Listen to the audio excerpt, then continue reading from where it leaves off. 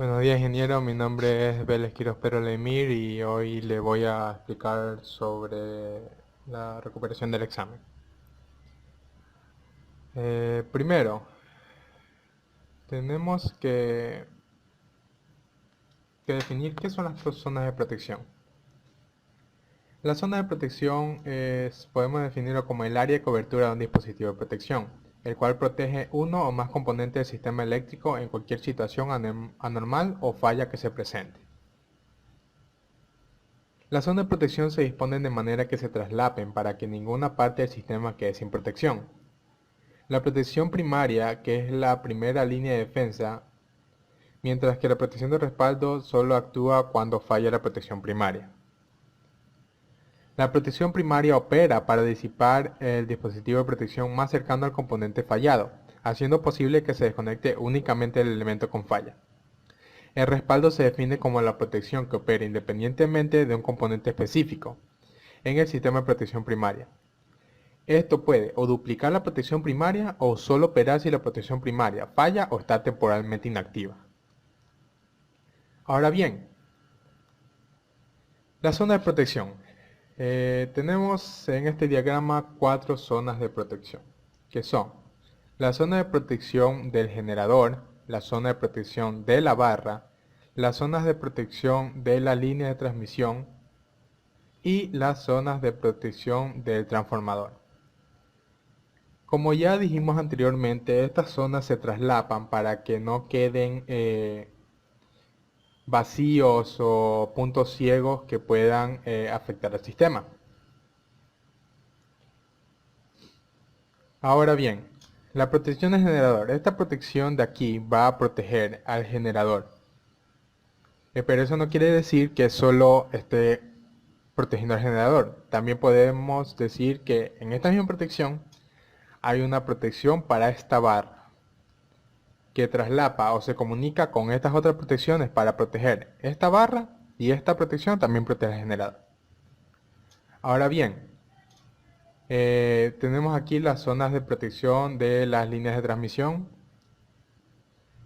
que estas y estas protegen toda la línea de transmisión, y estas de aquí en conjunto con estos se encargan de proteger a la barra. Como dijimos anteriormente, se traslapan, se comunican entre sí para proteger la barra y la línea. Esta protección de aquí, podemos decir que hay protecciones para la barra y para la línea. Nos pasamos al lado izquierdo. Vemos aquí también que hay, como en la primera parte, que hay un generador. Y aquí está la zona de protección del generador. Y la zona de protección de la barra. Ya sabemos que aquí esta zona de protección se traslapa con esto y con esto para proteger al generador, la barra y la línea de transmisión. ¿Qué sucede si hay una falla aquí y fallan las protecciones que deberían accionarse? Se, se activarán las protecciones de respaldo desconectando esta barra y esta barra de aquí para aislar la falla. Aquí ya vemos también la zona de protección de la línea de transmisión, la zona de protección de la barra, otra vez la zona de protección de la barra y la zona de protección del generador. Ahora nos vamos al lado derecho, que como vimos aquí llega hasta esta barra de aquí, la zona de protección de la barra, que protegerá la línea y la barra de aquí. Y ahora nos encontramos con una zona de protección del transformador, que también traslapa para proteger la barra, estas dos barras de aquí. Estos dos, si sucede alguna falla en el transformador, por A o B motivo, desconectarán el transformador. Obviamente se accionarán cuando están más cerca, la zona, o sea, se accionará la protección que está más cerca de la falla. Ahora bien, ya bajando nos encontramos con otra zona de protección de barras y con dos líneas que también bajan a otra barra. Y aquí tenemos otra zona de protección de barras. Acá también bajando de esta zona de protección de transformador nos encontramos con otra zona de protección de barras. Ya sabemos que se traslapan para que si sucede algún fallo en la línea o en la barra o en el transformador se activen para despejar esa falla. Y por último tenemos la línea de transmisión que conectan las dos zonas de protección de la barra. Y vemos que no queda ningún punto ciego en este diagrama. Ahora bien, ¿qué protecciones se utilizan en la línea de transmisión? Hay varias protecciones que las voy a nombrar ahorita, pero no significa que las vaya a utilizar, las cuales son protecciones de sobrecorriente instantáneo, que es el número 50, protección de sobrecorriente con retraso de tiempo, que es el 51, protección de recierre para corriente alterna, que es el 79, protección de distancia, que es el 21, protección de sobrecorriente direccional, que es el 67, protección piloto y protección diferencial de la línea. Ahora bien, los que yo utilizaría serían la protección de distancia, la protección piloto y la protección diferencial de línea. ¿Por qué la protección de distancia y no la protección de sobrecorriente? Ya primero veamos lo que viene siendo la protección de distancia. Los relevadores de distancia son dispositivos empleados para la protección de línea de transmisión de media y alto voltaje. Los relés de distancia son de diferentes tipos. Tenemos el tipo de admitancia o similar de 3 zonas, que son para fallas entre fases, que es la 21L.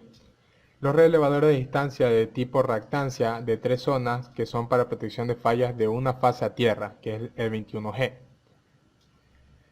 Estos tienen la facilidad de compensar el efecto de inductancia mutua. Se utiliza este tipo de protección debido a que estos funcionan en base a la característica de impedancia o reactancia de la línea y los demás parámetros de la línea de transmisión que varían constantemente, como el voltaje, la corriente, la potencia, la carga, etc.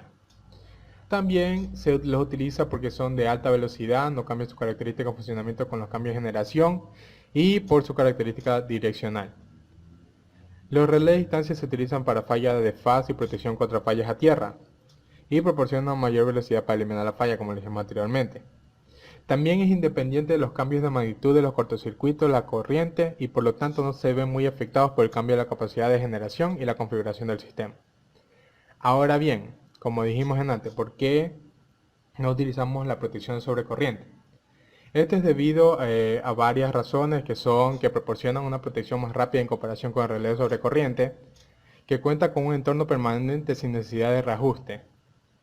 El relé de protección directa tiene menos efecto de una cantidad de generación y niveles de falla, y su magnitud de corriente de falla permite la carga en línea alta.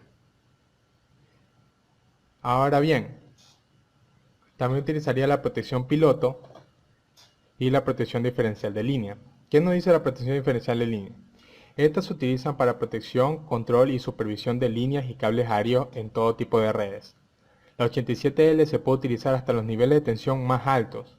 Es adecuado para protección de líneas con carga elevada y líneas con cargas terminales en las que los requisitos de disparo sean de 1, 2 y o 3 polos.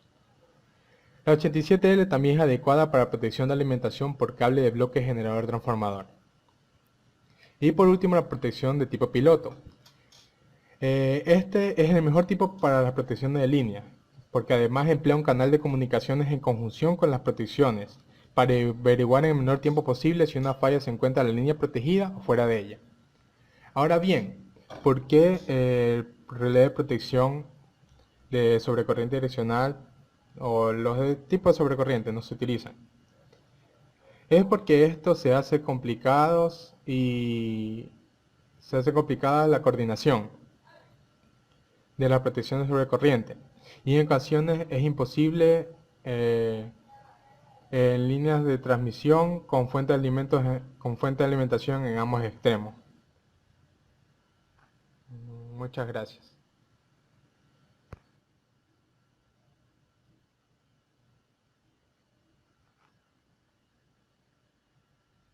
Muchas gracias.